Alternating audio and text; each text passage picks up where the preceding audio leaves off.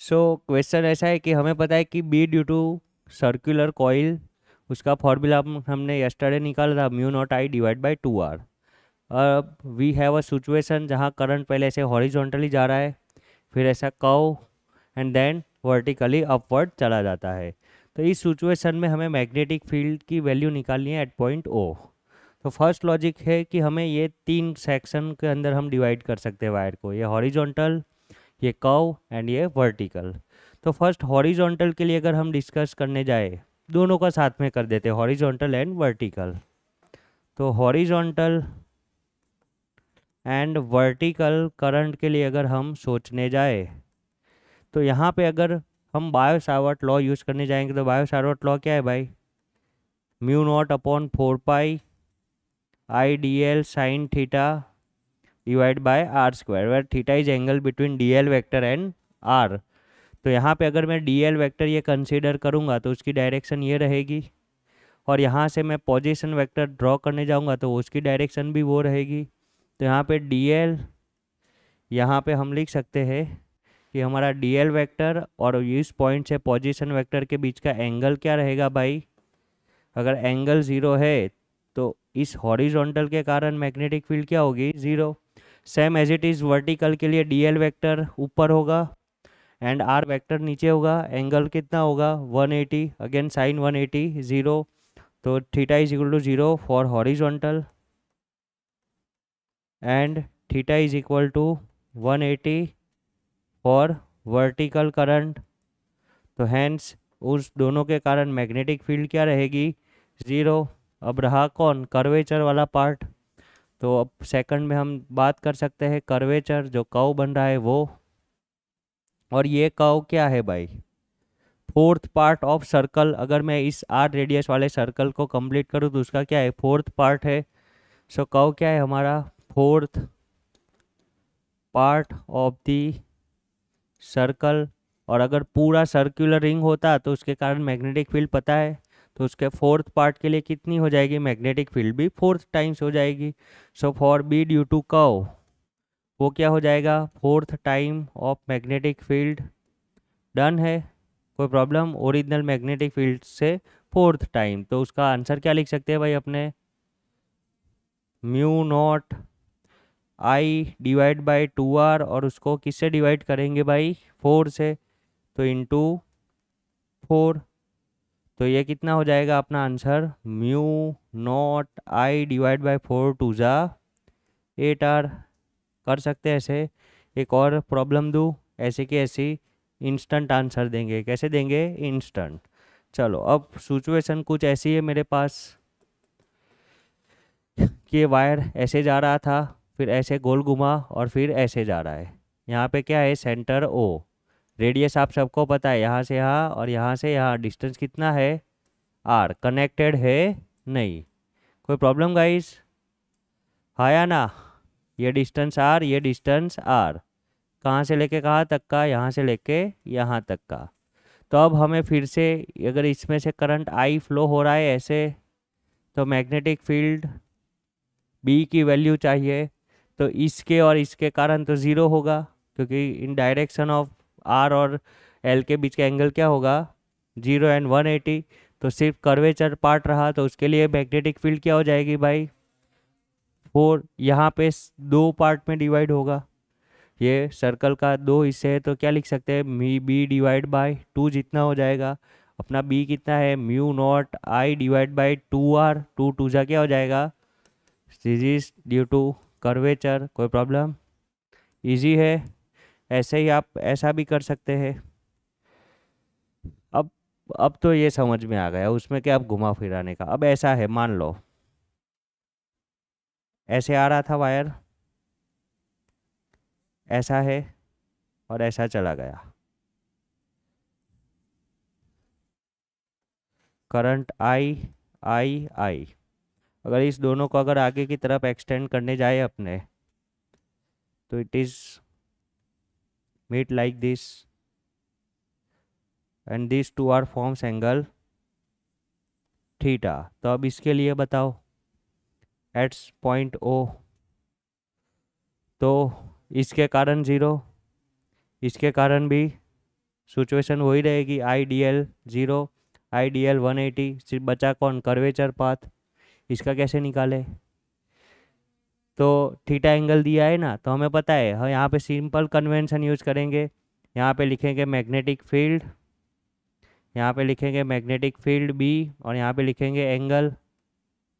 अगर total circle 360 degree हो तो बी कितना होता था, बी नॉट जितना बोल देते अपने, है ना, ओरिजिनल बी।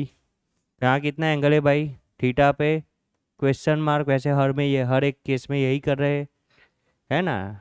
90 डिग्री पे अपने 1/4 कहाँ से लाए, यहाँ से लाए, तो थीटा पे क्वेश्चन मार्क, तो कितना हो जाएगा भाई ये B naught divide by 360 into theta, value रख देते हैं बी नॉट कितना है अपना, म्यू नॉट, रेडियस अगर आर हो, रेडियस कितनी हो, तो बी नॉट लिख सकते हैं mu naught I divide by 2r into theta divide by, तो ये जनरल फॉर्मूला हो गया।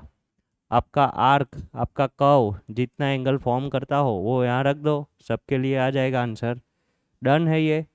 कभी कभी पूछते हैं ऐसे क्वेश्चन, तो हमें ये केस पता होना चाहिए। जा सकते आगे।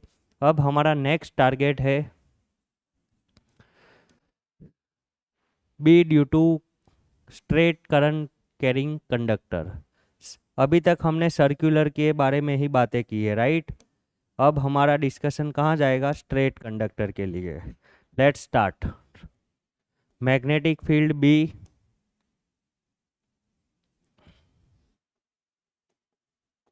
Due to straight current carrying conductor. Bingo. Let's consider a wire और कंडक्टर, जहाँ पे हम मान सकते हैं कि ये करंट कौन सी दिशा में जा रहा है भाई, ऊपर की दिशा में जा रहा है। यहाँ से कोई परपेंडिकुलर डिस्टेंस r है, suppose this is a perpendicular distance r, जिसको हम बोल भी देते हैं कैपिटल R, और यहाँ पे कोई पॉइंट P है। इस पॉइंट P पे हमें ये वायर के अंदर करंट I फ्लो रहा है, जिसके कारण क्या फाइंड करनी है, magnetic field with the help of Biot Savart law. क्या यूज करेंगे हम यहाँ पे, बायो सावर्ट लॉ। चलो तो क्या कर सकते हैं, तो कोई भी एक क्या कंसीडर करेंगे, एलिमेंट कंसीडर करेंगे भाई। तो let's consider very small length element, जिसको हम क्या नाम देंगे, DL। क्या नाम देंगे, तो यहाँ से हम कंसीडर करते हैं नीचे की तरफ, this is my DL। Okay. अब ये वायर का लेंथ अगर हम देखने जाए, उसकी बॉर्डर अगर हम बनाने जाए, तो कहाँ से कहाँ तक है, तो इसको ऐसे बनाते हैं, P से ये इतना ऊपर है वायर, L लेंथ का है, और नीचे कितना है, यहाँ से इतना, इनफाइनाइट लेंथ नहीं रखते हैं, बरोबर ना। तो मान लेते हैं ये ऊपर वाला एंगल इस सेंटर से कितना एंगल पे है, φ1, कितना रखते हैं, φ1, और नीचे वाला कितना रखते हैं, φ2। कोई प्रॉब्लम, ये समझ में आएगी बातें। यहाँ ऊपर लिखता हूँ क्योंकि फिर जियोमेट्री में बहुत सारी और भी चीज़ें ऐड होगी, राइट। अब हमने DL वेक्टर यहाँ कंसीडर कर लिया है, this is my DL।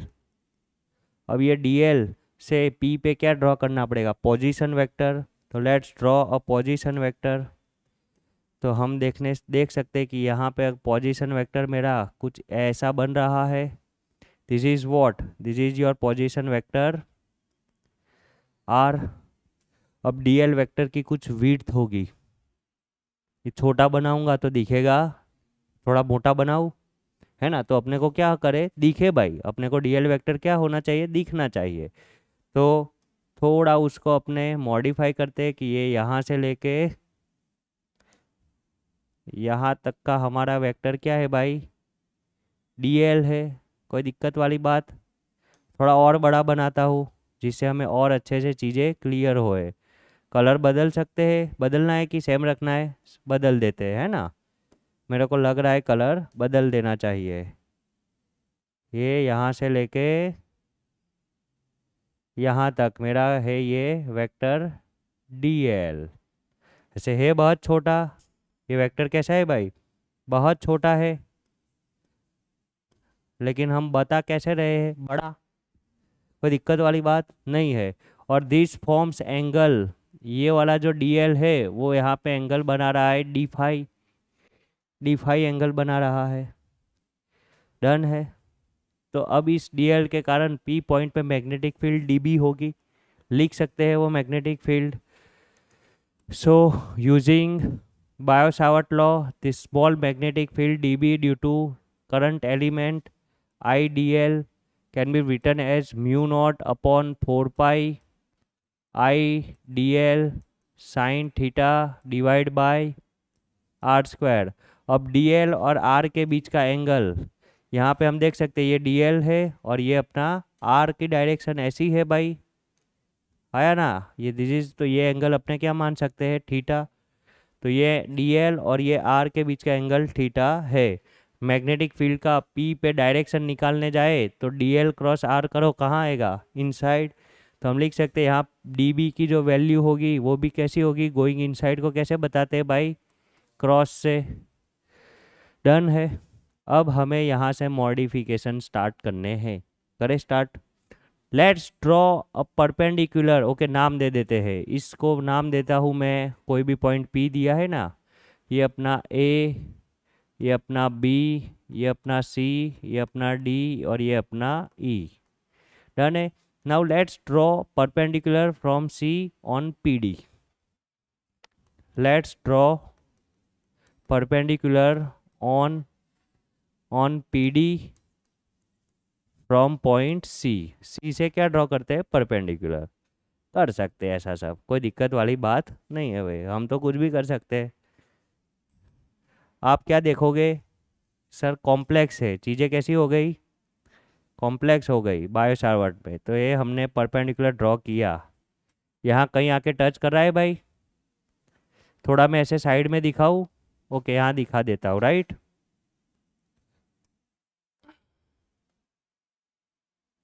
So this is my perpendicular, और उस पॉइंट को हम नाम दे देते हैं F. Okay, let's draw perpendicular on PD from C which intersect at point F. Done है। तो यहाँ पे एक छोटा सा आपको क्या दिख रहा है, ट्राइंगल दिख रहा है। उस छोटे से ट्राइंगल को मोटा सा बनाऊँ मैं यहाँ पे, इफ़ यू डोंट माइंड बना सकते हैं। तो ये छोटे से ट्राइंगल में कैसा है चीज़ें, तो देखो ये ऐसा है, ये ऐसा है, ओके अच्छा नहीं बनाया, लाइक दिस। एफ क्या है हमारा, 90 डिग्री, कोई प्रॉब्लम। यहाँ पे एफ है 90 डिग्री, यहाँ पे सी है और यहाँ पे डी है। सी डी की लेंथ कितनी है भाई, डी एल। सी एफ पता नहीं हमें, लेकिन ये वाला एंगल कितना है भाई, थीटा, कोई प्रॉब्लम। तो इस हिसाब से अगर मैं साइन की वैल्यू लिखने जाऊँ, किसकी वैल्यू लिखने जाए, साइन, तो कितना हो सकता है वो। तो we can write down here from this कि sine theta is equal to opposite side क्या लिख सकते हैं, C F divide by hypotenuse D L. तो यहाँ से C F is equal to लिख सकते हैं साइन थीटा डी एल, कोई प्रॉब्लम। अब क्वेश्चन नंबर 2, तो सी एफ की जगह क्या लिख सकते हैं, तो आप देख सकते हो हम लिख सकते हैं angle is equal to arc divide by radius. Logic है कि नहीं है भाई, angle is equal to arc divide by radius. अब आपको ये वाली फिगर नोट डाउन करनी है, ये वाला सी एफ है और यहाँ पे हम देख सकते हैं एंगल कितना फॉर्म हो रहा है, डी फाई, ये डिस्टेंस आर है और ये यहाँ से यहाँ तक क्या है भाई, सी एफ। छोटी जियोमेट्री है, ये लॉजिक लगा सकते हैं, आया ना। डिफिकल्ट टास्क उतना ज़्यादा नहीं, लेकिन थोड़ा छोटा मोटा। तो angle is to arc divide by radius. तो यहाँ से भाई हमें क्या चाहिए, आर्क चाहिए। तो आर्क सी एफ कितनी हो जाएगी भाई, एंगल कितना है भाई अपना डी फाई और रेडियस कितनी है, लिख सकता हूँ मैं, आया ना। तो लिख देते हैं यहाँ पे कि पहले तो sine theta D L is equal to C F था और सी एफ की जगह क्या लिख सकते हैं, डी फाई इंटू आर, कोई प्रॉब्लम। भाई समझ में आ रही है बातें कि खाली खाली हाँ हो रहा है? समझ में आ रही है बातें? चलो रख दे ऊपर, उस वहाँ पे DL साइन थीटा दिख रहा है, वहाँ पे उसकी जगह क्या लिख सकते हैं, R d लिख सकते हैं। चलो तो इसको बोलते हैं from equation number 1 and equation number 2, बरोबर ना? तो लिख सकते हैं from equation number 1 and equation number 2। देखो ये सब थियरी बहुत ध्यान से लिखने जाए तो बहुत टाइम वेस्ट होगा, और यह ऐसा कोई लिखने को नहीं आता है। हमें तो कंक्लूजन और मेथड टेक्निक सीखनी है, राइट? तो फ्रॉम 1 एंड 2 लिख सकते हैं small magnetic field DB is equal to mu naught upon 4 pi I as it is, और DL साइन थीटा की जगह क्या लिख सकते हैं गाइस, R d लिख सकता हूँ मैं, और नीचे क्या है R²। तो यहाँ से एक एक R क्या हो जाएगा गाइस, कैंसल हो जाएगा, राइट? तो हमें स्मॉल DB यहाँ से मिलेगा mu naught upon 4 pi into I d divide by R। कोई प्रॉब्लम? अब हमें चाहिए 1/R की वैल्यू। किसकी वैल्यू चाहिए? हाँ चलो तो कोई बात नहीं, निकालते हैं। या R और ये this, suppose this DL vector, ये जो हमारा DL वेक्टर है वो वैसे ये पूरा φ2 है, लेकिन यहाँ से यहाँ तक का जो एंगल है वो कितना बना रहा है, फाई बना रहा है। कितना एंगल बना रहा है ये R था, और ये हमारी जो सेंट्रल एक्सिस है, जो परपेंडिकुलर डिस्टेंस की लाइन है, वहाँ से वैसे DL वेक्टर क्या है, बहुत छोटा सा है, एक सीधी लाइन ही बनाता है, लेकिन हमें दिखे इसके लिए मोटा बनाया है। तो वो वाला इस DL वेक्टर तक का एंगल कितना बना रहा है, फाई बना रहा है। बोल सकते हैं ऐसा, आया ना? डन है। चलो तो अगर ये एंगल फाई बना रहा है तो हमें राइट साइड यहाँ पे ड्रॉ करूँ या यहाँ नीचे ही ड्रॉ कर देता हूँ। चलो नाउ वी वांट फाइंड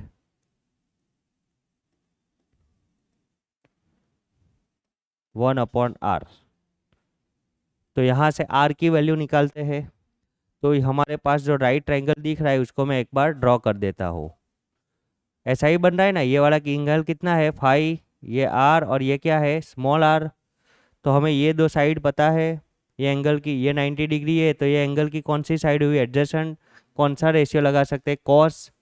तो cos phi is equal to क्या लिख सकते हैं, adjacent side R divide by hypotenuse small r। तो यहाँ से R को वहाँ भेज दूंगा मैं, तो 1/R इज इक्वल टू क्या लिख सकते हैं, cos phi divide by capital R। इसको सिर्फ यहाँ ला दिया और इक्वेशन सीधा करके लिख दिया। तो can I put this value in that equation.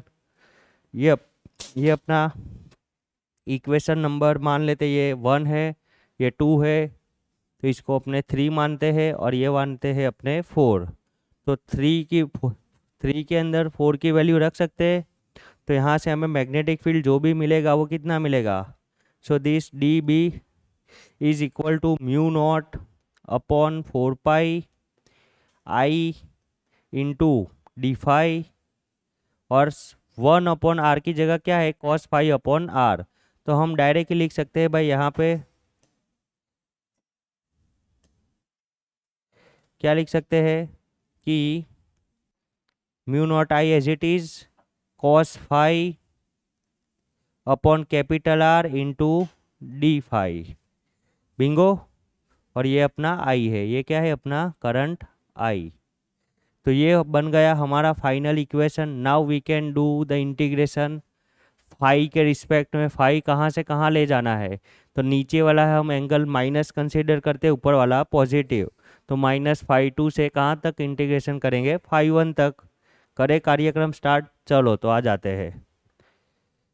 We can write down this DB is equal to okay integration mu naught I divide by 4 pi cos phi divide by R into d।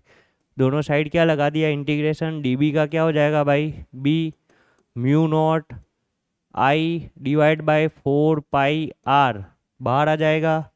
अंदर क्या बचेगा भाई, cos phi D phi integration minus phi 2 से plus phi 1 तक।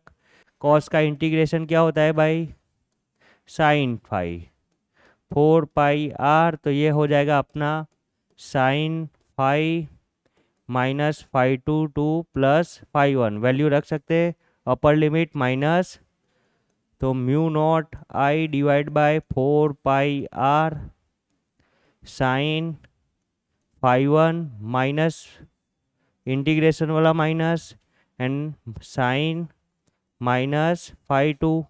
Sign कैसा function है, odd है, minus कहाँ आ जाएगा बाहर, तो माइनस माइनस क्या हो जाएगा प्लस, तो B due to wire mu naught upon I divide by 4 pi R, उसकी वैल्यू होगी mu naught I divide by 4 pi R sine phi 1 plus sine.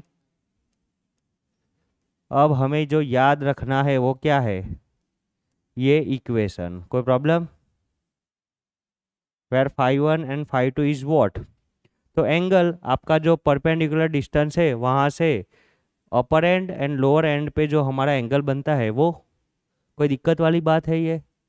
अब देख लो ये, तो R is what, distance, perpendicular distance from the wire, phi 1 is what, तो upper and पे साथ जो परपेंडिकुलर डिस्टेंस एंगल बना रहा है वो, और लोअर एंड के साथ जो एंगल बना रहा है वो, डन है।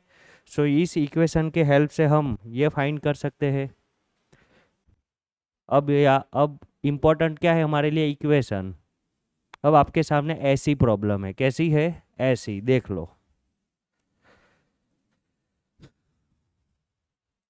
पहले तो बॉर्डर खींच लेते हैं अपने,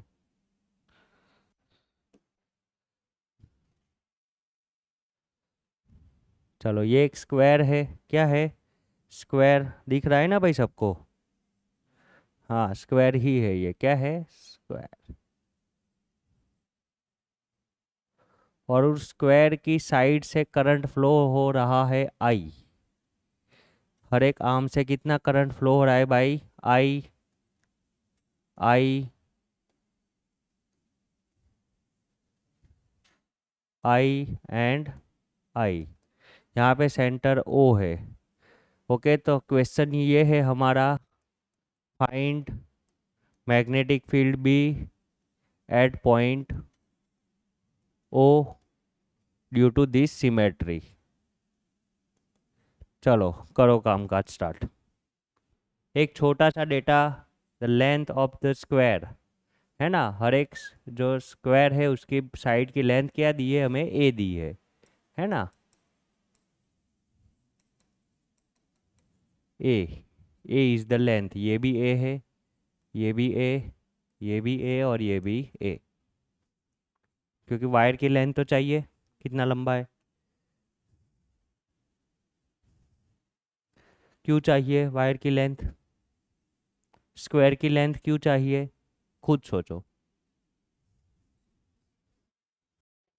ओके चलो गाइस, सॉल्यूशन देखते हैं। आप सब लोगों ने अपने अपने प्रॉब्लम्स और डाउट्स देख लिए, क्या क्या प्रॉब्लम आ रही है, सॉल्यूशन देखते हैं। चलो तो सॉल्यूशन में पहले तो इन जनरल फार्मूला हमारे पास एक स्ट्रेट वायर के कारण मैग्नेटिक फील्ड फाइंड करने का फार्मूला है, और वो फार्मूला क्या है, ये है mu naught I divide by 4 pi R sine phi 1 sine phi 2। Phi 1 and phi 2 upper end and lower end पे जो सेंट्रल लाइन एंगल बना रही है वो, मतलब आपका वायर से परपेंडिकुलर डिस्टेंस। ओके, यहाँ पे मैं ड्रॉ कर देता हूँ, चलो आ जाओ थोड़ी ड्राइंग करके दिखा देता हूँ। ओ पॉइंट पे मैग्नेटिक फील्ड फाइंड करनी है, तो वायर से ओ पॉइंट पे परपेंडिकुलर हम डिस्टेंस फाइंड करना हो तो ये वाला डिस्टेंस रहेगा गाइस, और ये वाला डिस्टेंस क्या है वो हमें नहीं पता, लेकिन जो भी होगा वो किसके स्थान पे हम रखेंगे, आर के स्थान पे। अब यहाँ से ये परपेंडिकुलर लाइन से ये ऊपर वाला एंड कितना एंगल बना रहा है और नीचे वाला एंड, तो वो आपको पता है कितना एंगल बना रहा है, ये 45 डिग्री, 45 डिग्री, डन है। ये टास्क सब ने किया, मैंने देखा है। अब नेक्स्ट टास्क क्या है, तो हमें ये वायर से ये येलो कलर का जो परपेंडिकुलर डिस्टेंस है वो निकालना है। तो अगर ये टोटल ए है तो ये स्क्वायर सिमेट्री ये कितना हो जाएगा a/2, और ये भी कितना हो जाएगा a/2। और आपको पता है डायगोनल की लेंथ कितनी होती है, ये a, ये √2a, तो ये एक वाला कितना हो जाएगा √2a डिवाइड बाई 2। तो अब ये देखो ये 90 डिग्री, ये 45 है, 90 है, तो ये भी क्या होगा भाई 45। चलो सिंपल जियोमेट्री है, 40 दोनों एंगल सेम, तो कौन सा ट्राइंगल बना आइसोसेलेस, तो ये a/2, तो ये भी क्या हो जाएगा a/2। तो फॉर दिस फिगर r की वैल्यू क्या लिख सकते हैं a/2, φ1 क्या लिख सकते हैं 45 एंड φ2 क्या लिख सकते हैं, और करंट तो आई है ही है, सारी वैल्यू यहाँ पुट कर सकते हैं। लेकिन ये मैग्नेटिक फील्ड एक आर्म के लिए मिलेगी। अगर इस स्क्वायर को अगर नाम दे दे ए बी सी और डी, तो ए बी के लिए फाइंड कर सकते हैं, same as it is B C के लिए भी वही बात होगी, सी डी के लिए भी सिमेट्री सेम, और ए डी के लिए भी सेम, कोई प्रॉब्लम। अब डायरेक्शन के बारे में बात करें तो ए बी के कारण मैग्नेटिक फील्ड कहाँ जाएगी अंदर, ए डी के कारण अंदर, सी डी के कारण अंदर, एंड बी सी के कारण भी अंदर। तो नेट मैग्नेटिक फील्ड का डायरेक्शन सेम है। मैग्नीट्यूड क्या होगा, तो एक वायर का ढूंढो और उससे किससे मल्टीप्लाई करो 4 टाइम्स। तो नेट मैग्नेटिक फील्ड क्या लिख सकते हैं, B is equal to 4 times mu naught I divide by 4 pi, और आर की जगह क्या लिखेंगे ए डिवाइड बाय 2, कोई प्रॉब्लम, इनटू ब्रैकेट में साइन φ1 मतलब 45 प्लस साइन 45, ऐसा लिख सकते हैं गाइज, है ना। चलो तो साइन 45 1/√2, अगेन साइन 45 1/√2, मतलब 2 टाइम्स डिवाइड बाय √2, मतलब न्यूमरेटर में सिर्फ क्या बचेगा √2, और ये 2 ऊपर जाएगा तो क्या आएगा 2√2, और ये 4 कट, तो क्या आंसर आएगा 2√2 mu naughts I divide by pi into a. Done है कैलकुलेशन होमवर्क में करने का,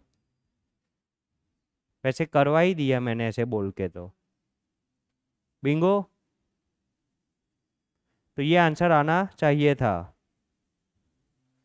तो ऐसे क्वेश्चन आए तो कर सकते हैं। हाँ फॉर्मूला पता होना चाहिए, 9th का मैथ्स आता होना चाहिए, बरोबर ना। क्योंकि आपको मैंने देखा आपको फॉर्मूला आता था, आपने एंगल सही निकाले, सब कुछ सही कर दिया, सिर्फ 9th के मैथमेटिक्स पे आके गाड़ी अटक गई। इसके लिए बोलते हैं टीचर लोग कि 9th 10th का मैथ साइंस मजबूत होना चाहिए अगर साइंस लेना हो तो, बरोबर ना। चलो आगे जाए, लिख दो लिखना हो तो, नहीं तो जाते आगे।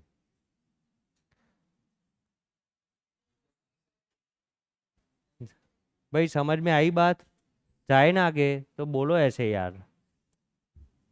अब नेक्स्ट क्वेश्चन ये है कि अगर मेरे पॉइंट पी को वायर के अराउंड में, वायर के वेरी नियर क्लोज ले जाऊँ, पी को कहाँ रख दूँ, वायर के ऊपर या वायर के क्लोज रख दूँ, तो यह मैग्नेटिक फील्ड की वैल्यू क्या होगी।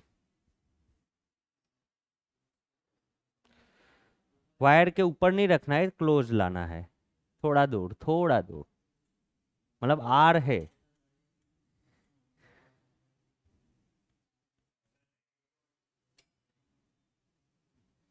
लिखते हैं, चलो ये सब समझ में आ गई बात। Case number 1, now point P is very close to the conductor, close है, टच किया नहीं है। देन φ1 एंड φ2 कितने होंगे। तो देखो यहाँ पे इस पॉइंट P को मैं यहाँ नज़दीक लेते जाऊँगा तो अपने को ये वाला और ये वाला पॉइंट कैसा हो जाएगा, DL तो ऐसा का ऐसा ही रहेगा, और ये कैसा होता जाएगा, ऐसे होता जाएगा।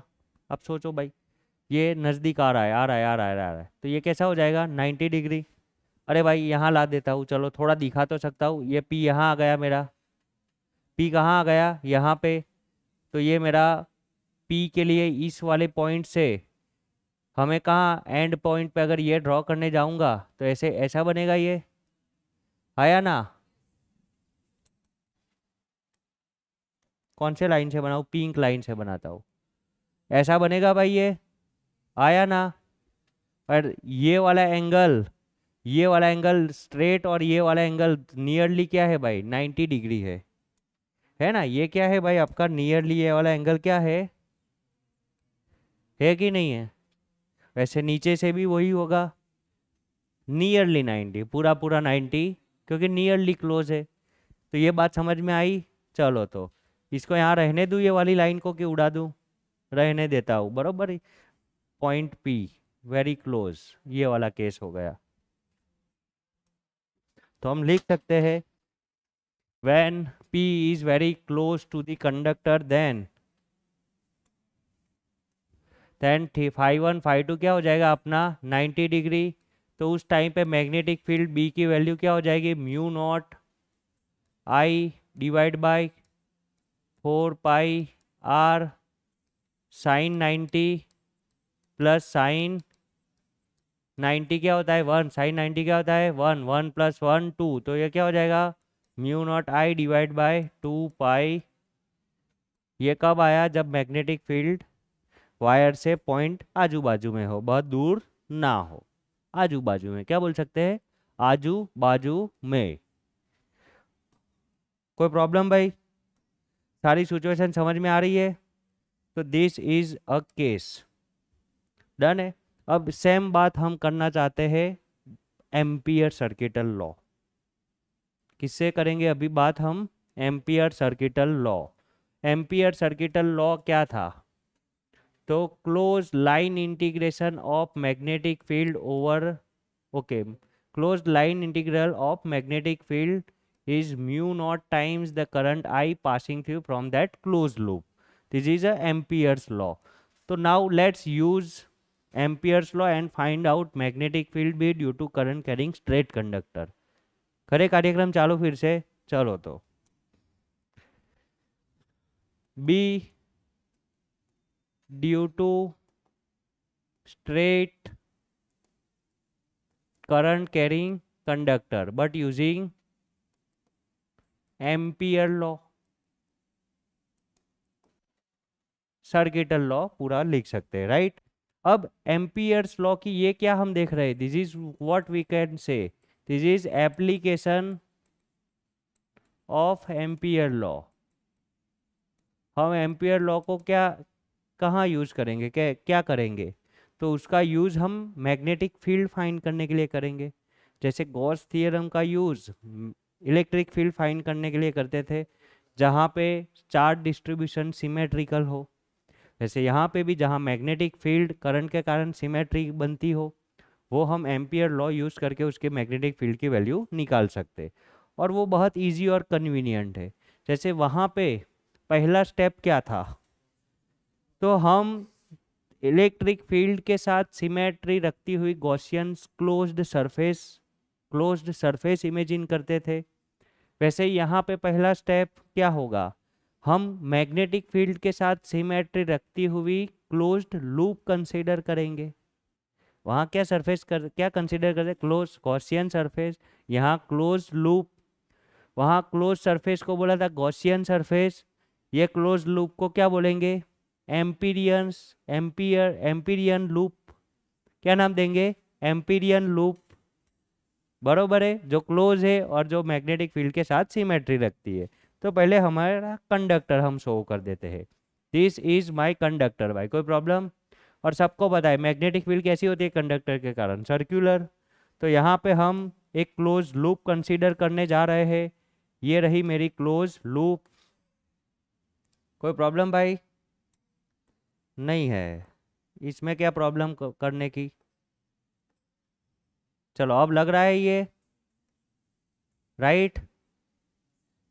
सो लेट्स इमेजिन, ओके, ये करंट हमारा फ्लो हो रहा है I, let's imagine a closed loop of radius R, हमें आर रेडियस पे फाइंड करना है मैग्नेटिक फील्ड। वायर से कितने रेडियस पे, आर। हमने आगे कितने डिस्टेंस पे फाइंड किया है, वही आर पे किया है। तो let's imagine a closed loop of radius R from the wire which has symmetry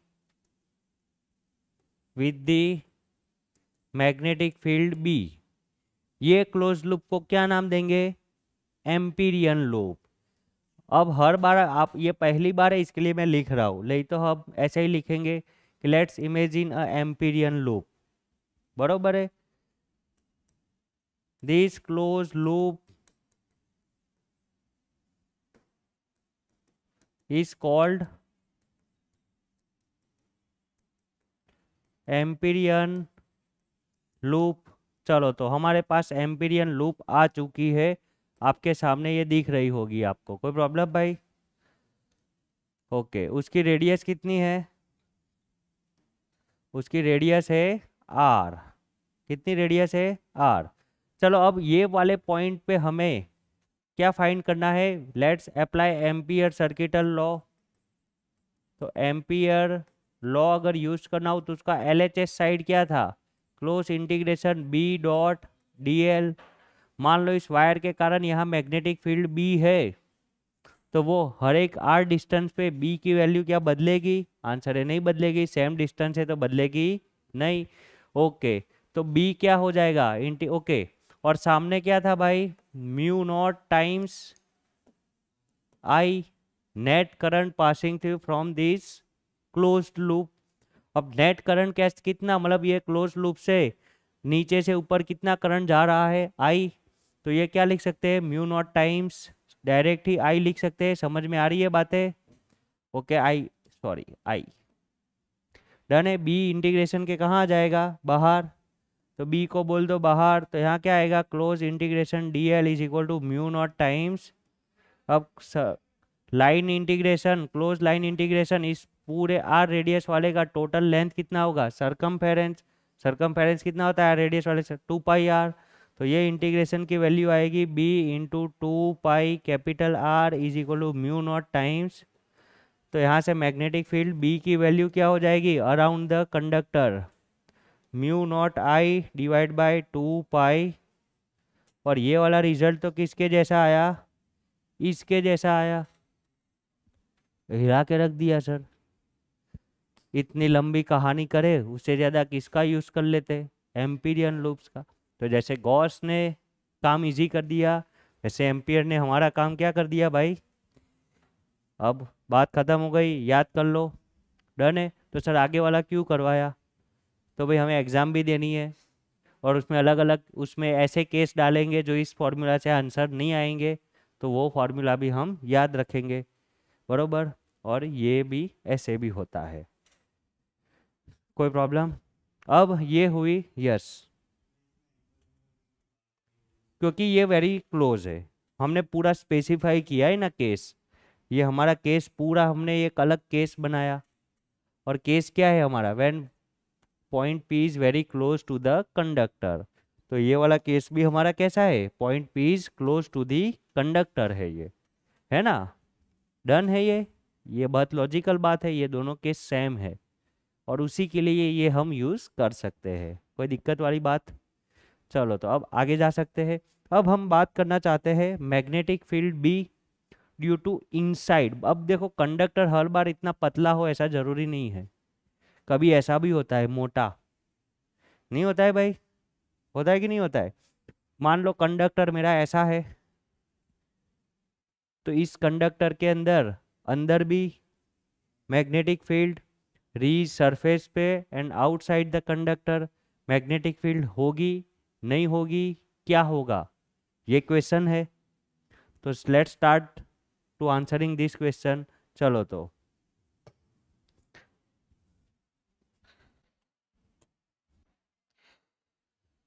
magnetic field be inside and outside of the current carrying straight conductor. चलो तो लेट्स इमेजिन अ कंडक्टर। ये हमारा conductor है भाई, हो सकता है ना ऐसा? सर इतना बड़ा नहीं होता है, कोई बात नहीं, छोटा दिखाऊंगा दिखेगा? नहीं दिखेगा। और इस कंडक्टर का एक्सियल लाइन जो उसके सेंटर से पास होती है, suppose this is axial line of this conductor, कोई प्रॉब्लम? सेंट्रल लाइन बोल सकते हैं आप। ओके, अब यहाँ पे हमें तीन जगह पे मैग्नेटिक फील्ड भी डिस्कस करनी है। पहली हमारी जगह है आउटसाइड, आउटसाइड द कंडक्टर। दूसरी जगह है हमारी ऑन सरफेस, और तीसरी जगह हमारी है इनसाइड। कोई प्रॉब्लम भाई? चलो तो फर्स्ट डिस्कस करते हैं आउटसाइड। तो हम क्या करेंगे भाई, एक पॉइंट लेंगे, a point P is situated outside the conductor which has distance small r from the central line। कितना डिस्टेंस पे है ये? स्मॉल r पे है। तो अब हमें पता है भाई, स्ट्रेट वायर हो, small r and where r is near to the conductor, तो मैग्नेटिक फील्ड कितनी होगी? Mu naught I divide by 2 pi r। तो ये तो कुछ सोचने की ज़रूरत नहीं है। पहला, आउटसाइड एट डिस्टेंस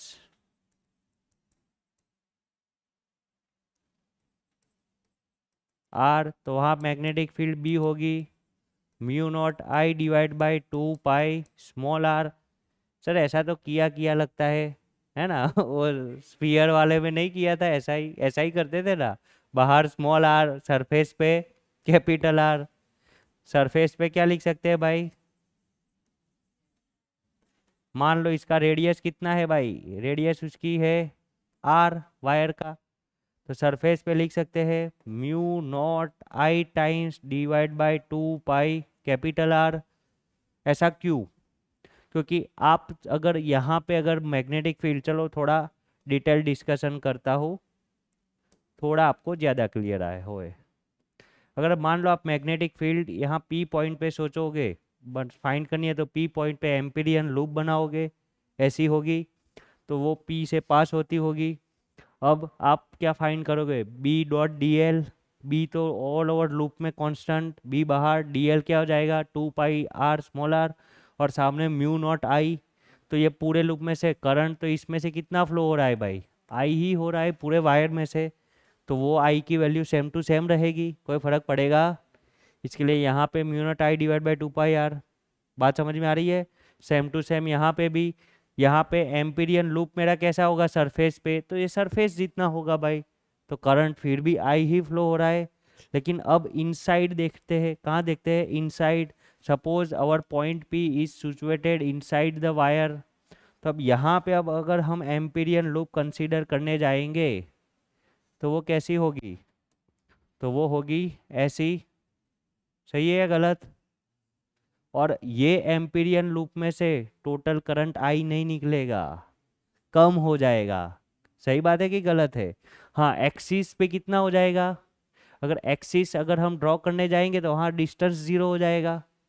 चलो वो बाद में बात करते हैं, अभी पहले फर्स्ट लेवल की वाली बात, कि ये वाले पॉइंट अगर यहाँ आ गया तो इतने टोटल सर्कल में से, टोटल r रेडियस वाले सर्कल में से कितना करंट फ्लो होता था?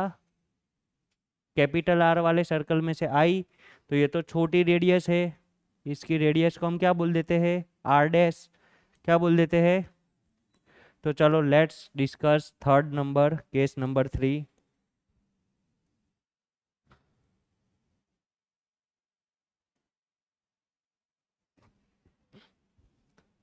Case number 3, inside the conductor। तो let's imagine a Amperian loop। Let's imagine an Amperian loop radius R dash. तो let's use ampere circuital law.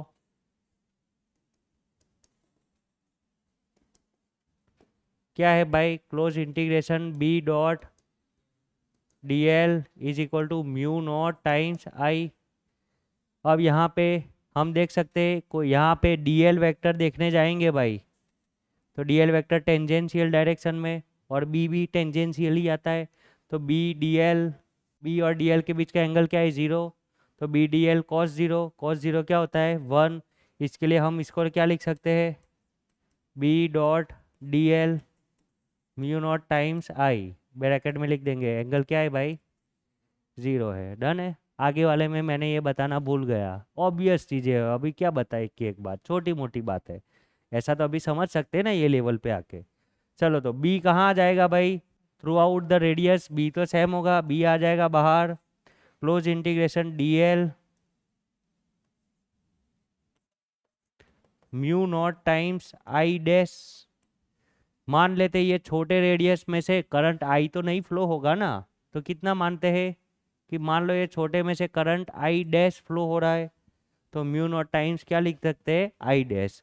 अब हमारा काम क्या है भाई? इस आई डैश को फाइंड करना, बरोबर ना, कि हमारी आर डैश रेडियस वाले एरिया में से कितना करंट जाएगा। तो हम फाइंड कर सकते हैं, मैथ्स के स्टूडेंट आप लोग। कैसे? यहाँ पे लिख सकते हैं एरिया, और यहाँ पे करंट आई लिख सकता हूँ। अगर area pi into capital R square है तो करंट कितना है भाई?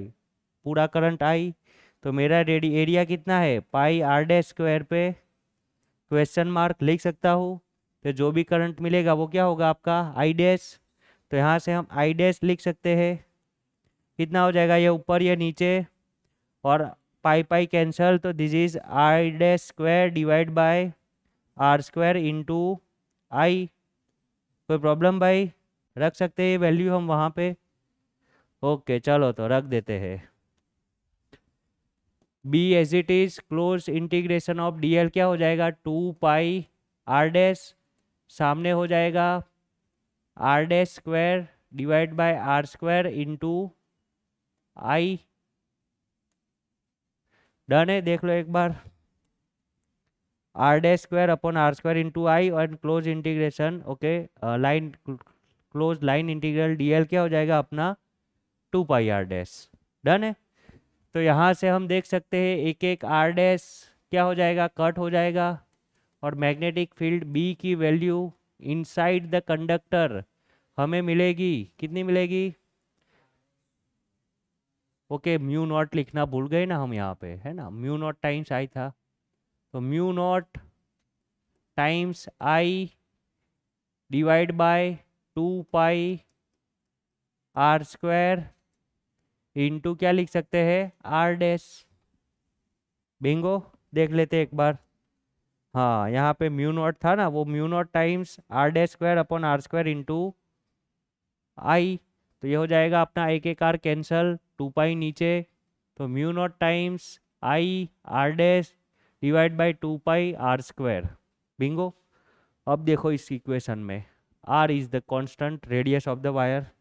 यहाँ पे कैपिटल आर क्या है भाई? रेडियस ऑफ द वायर, और वो बदलती नहीं है। 2 pi constant, mu constant, I constant, सब कुछ कांस्टेंट, तो वेरिएबल क्या है? R dash.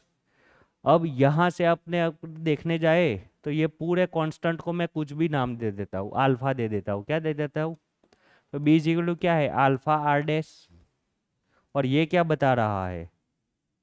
B proportional to R dash. चलो सीधी बात करते हैं, अल्फा अल्फा छोड़ो, ये कांस्टेंट है तो बी प्रोपोर्शनल टू क्या है? R dash.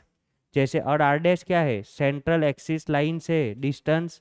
आर डैश जितना बढ़ाओगे बढ़ाओगे बढ़ाओगे बी क्या होता जाएगा? बढ़ता जाएगा। बट ये R dash inside the wire की रेडियस है, तो अगर आर डैश 0 होगा, इफ आर डैश क्या होगा? 0, मतलब एक्सियल लाइन, है ना। ओके, वायर का एक्सियल लाइन बोल सकते हैं ना, को एक्सियल लाइन। तो यहाँ पे आर डैश 0 होगा, तो यहाँ पे मैग्नेटिक फील्ड इस सेंटर पे क्या होगी भाई?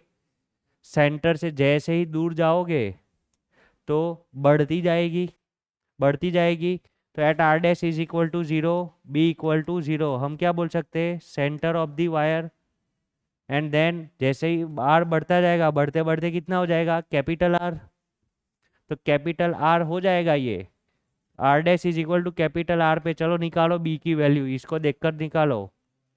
बी इज इक्वल टू क्या हो जाएगा, mu naught I divide by 2 pi R square है अपना, और इंटू ये क्या हो जाएगा आर, तो एक एक आर कैंसल, तो ये कितना हो जाएगा अपना mu naught I divide by 2 pi R. और ये क्या हुआ, बढ़ती गई और ये मैक्सिमम, और जैसे ही सरफेस से दूर जाएगी आर बढ़ता जाएगा, क्या होती जाएगी, कम होती जाएगी। बात समझ में आ रही है, स्टोरी समझ में आ रही है। We can draw the graph, हम क्या ड्रॉ कर सकते हैं भाई, ग्राफ ड्रॉ कर सकते हैं। आ जाओ तो मार्केट में, यहाँ पे हम मैग्नेटिक फील्ड बी, और यहाँ पे डिस्टेंस आर, और यहाँ पे हम डिनोट करेंगे कौन सी लाइन, सरफेस वाली लाइन। ये डिस्टेंस आर है, और ये हमारा मैग्नेटिक फील्ड बी है, और ये हमारा R dash is equal to क्या है, आर है। तो हमें पता है कि inside the conductor magnetic field क्या है, प्रोपोर्शनल टू दी आर। तो डायरेक्टली प्रोपोर्शनल का लाइन कैसा होता है, स्ट्रेट, और ओरिजिन पे 0, तो ओरिजिन ये रहा, राइट।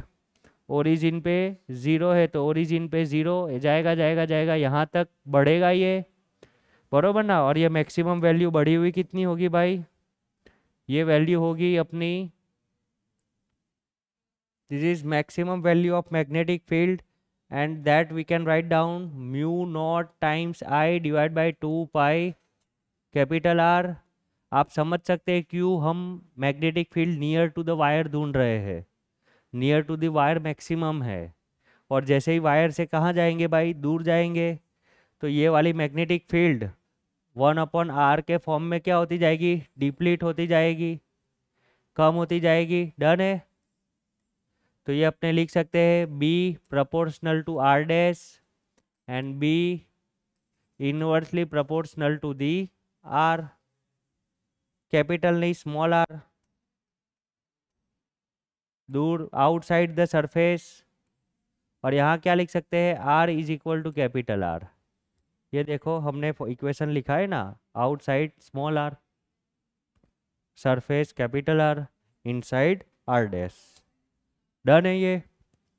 ऐसा किसी का ग्राफ था, सर ग्राफ तो ऐसे सब आते थे, पोटेंशियल में भी आते थे, इलेक्ट्रिक फील्ड में भी आते थे, और तब मैंने बोला था कि ऐसा क्वेश्चन एग्जाम में डालेंगे दिमाग घूमेगा, तब बोला था ऐसा, तब नहीं घूम रहा था, तो उसमें क्या घूमेगा, अब लग रहा है घूमेगा, है ना।